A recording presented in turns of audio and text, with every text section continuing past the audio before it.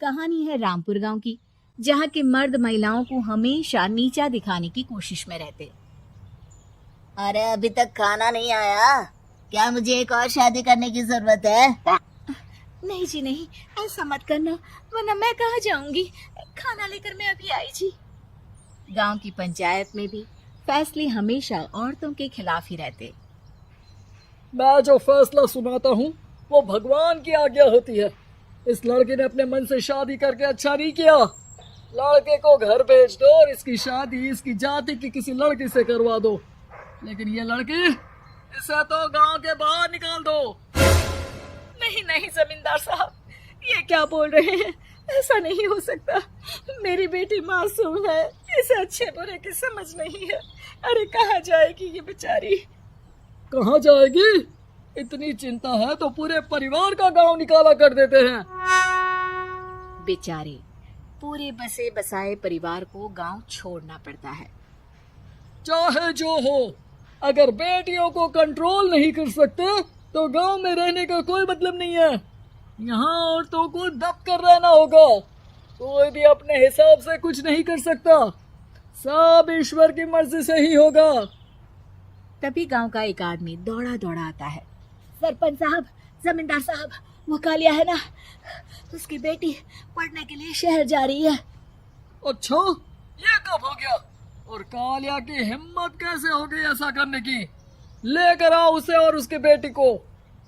बस फिर क्या था, हाजिर हो जाते हैं कालिया और उसकी बेटी सरपंच के सामने। अरे कालिया, ये क्या सुनने में आ रहा है?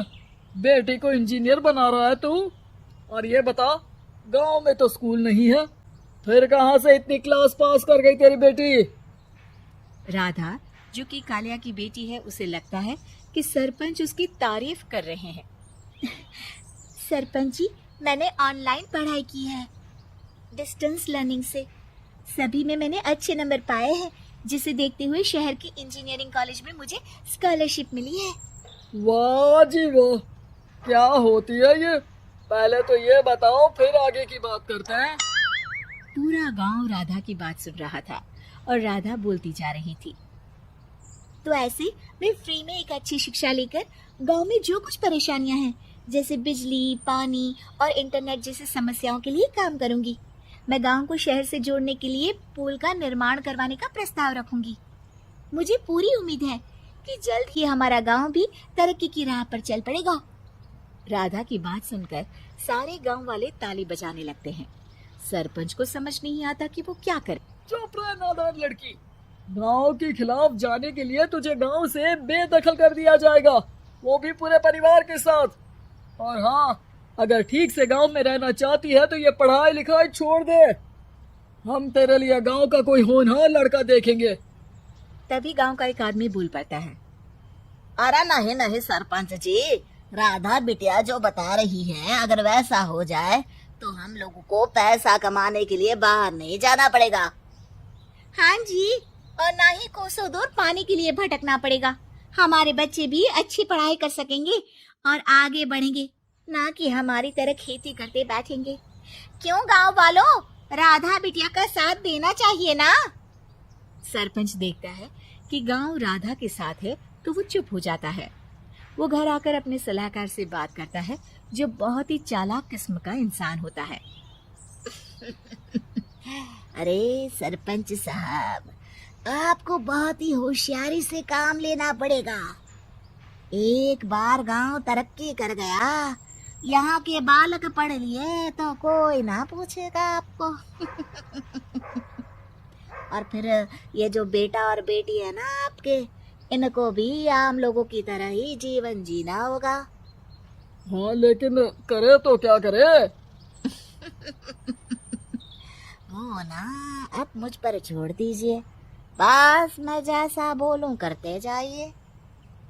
अगली रोज सुबह जब गांव वाले सोकर उठते हैं तो राधा के घर के बाहर और साथ ही वो लोग जिन्होंने राधा का सपोर्ट किया था, उनके घर के आगे लाल रंग से कल आऊंगी लिखा होता है। कल आऊंगे? यह क्या होता है?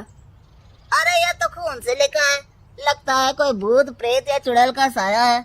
चलो सरपंच जी के पास चलते हैं। सभी सरपंच के पास जाकर उसे सारी बात बताते हैं। अरे ये तो बड़ी मुश्किल की बात है। चलो मैं एक बाबा को जानता हूँ, उन्हें बुला लेता हूँ। सरपंच बाबा को लेकर गांव के घर के बाहर जाता है। ओहो, तो ये वो चुड़ैल है जो उन लोगों को निशाना बनाते हैं जो गांव को बदलने का सपना देखते हैं। वो गांव को ऐसे ही संपन्न देखना चाहती है। वो नहीं चाहती कि कोई बाहरी यहाँ का कायाकल्प करे। क्या तुम लोगों में से किसी ने गांव को बदलने की सोच रखी है? तभी राधा की माँ रोते रोते आती है। मेरी राधा घर से गायब हो गई है। अरे कोई तो बचाओ, मेरी बच्ची कहाँ गई?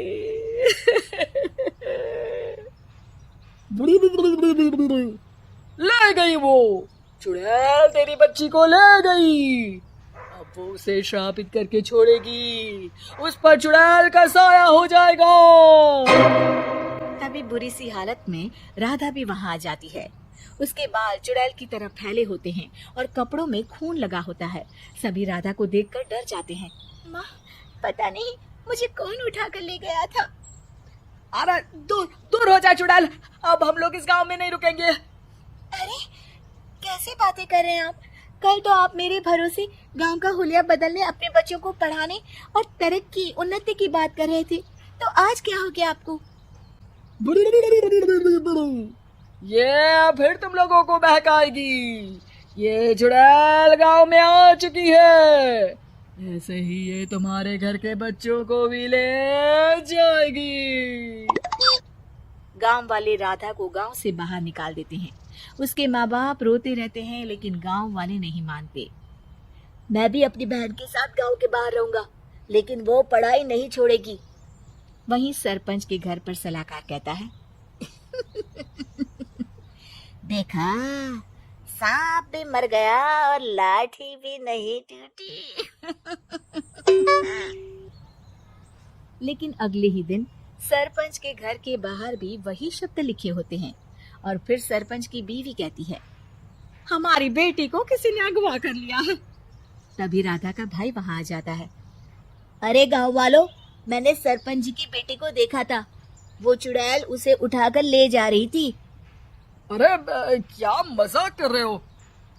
नहीं नहीं सरपंच जी, आप नहीं जानते। वो चुड़ैल अब आपकी बेटी में आ जाएगी, जैसे राधा के अंदर आ गई थी। तभी सरपंच की बेटी वैसी ही हालत में वहां आती है जैसे राधा आई थी। पापा, पता नहीं कैसे मैं गायब हो गई थी।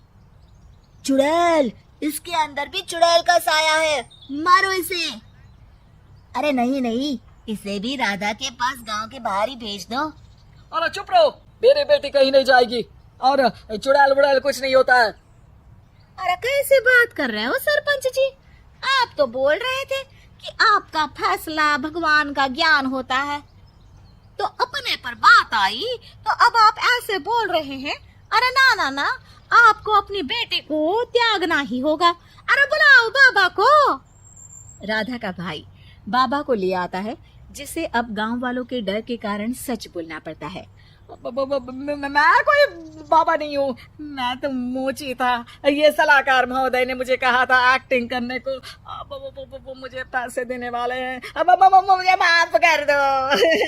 गलती हो गई, मुझे माफ कर दो।